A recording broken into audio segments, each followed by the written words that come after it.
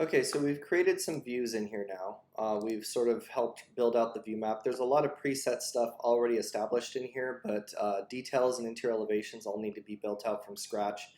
Generally speaking, there's anywhere from 5 to 10 times more building sections and even exterior elevations than we have in the template preset.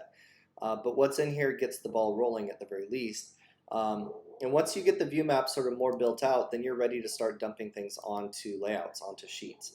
So if we look at our construction documents layouts here, for example, if I go to my exterior elevations, these already have pre-placed elevations on them. Those are derived from those markers and floor plans, so I can see content already populating.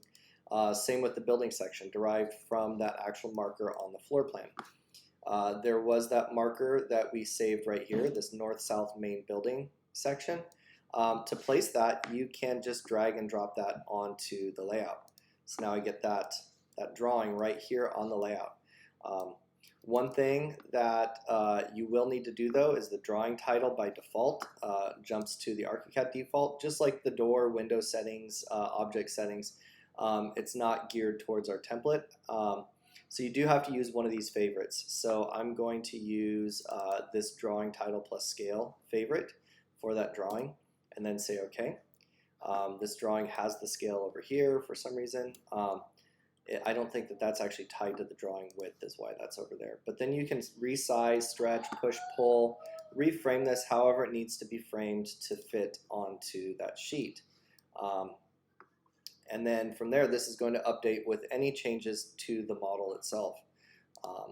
With the details, it's a little bit different. If we pull up a detail sheet, detail layout here, let's go to our exterior details, jumping around, exterior details, and then we've got our door details right here, or details, it's a typo right there. Anyway, when I come into those detail viewpoints right here, and you'll see that there's already these grids set up, and this is based on a master layout. So if I go to my head detail and drag that into here, and let's set this as the favorite again. And what I can do is actually eyedrop that, and that's going to make that the default. So the detail or template frame is just a reference for lining this up to fit within the detail cell. So if I snap to these points in particular, I know that I have room for the title and I have room for my detail within this cell. So I can drag it right there. And let's use that option on the pet palette to move that to there. So now this ought to be referencing detail number, I believe, 16. There we go, because it's in cell 16. What that means, if we look back at the floor plan, so I place that section onto a layout, I place this sliding door head on the layout. So what I'll see is that section marker now references A2 4.1. The detail itself does not have a source marker because it's coming from an independent viewpoint right here. So it's not linked to anything in the model. But what I can do if I want to reference that detail anywhere in my model, in the plan views, elevation views, section views, I can open that viewpoint and I can annotate. If that's my door head detail, I can go to my detail marker right here, go to the settings of that, and I'm going to say place a linked marker. Now this is where, if you remember from session 1 of this series, I mentioned that the naming convention in the project map versus the view map is critical. Because there's a clear distinction between viewpoint and view. So this is referencing the first drawing, the drawing being that portal on the layout, the first drawing of the viewpoint.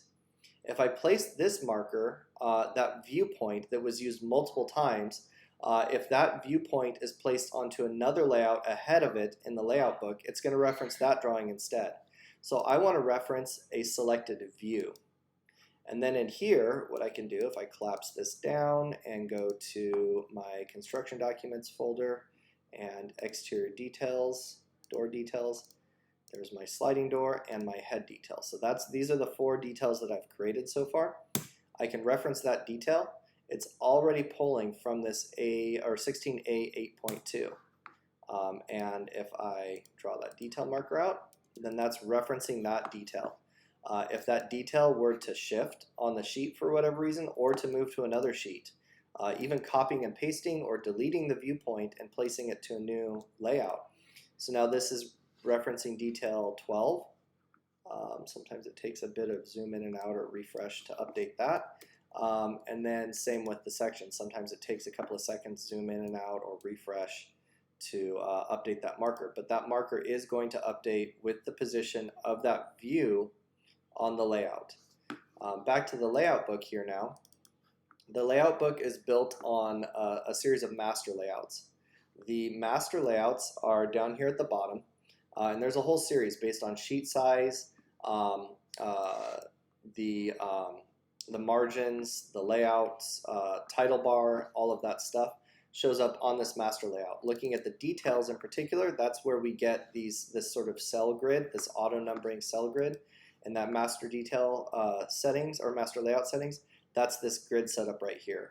We only use those for the details.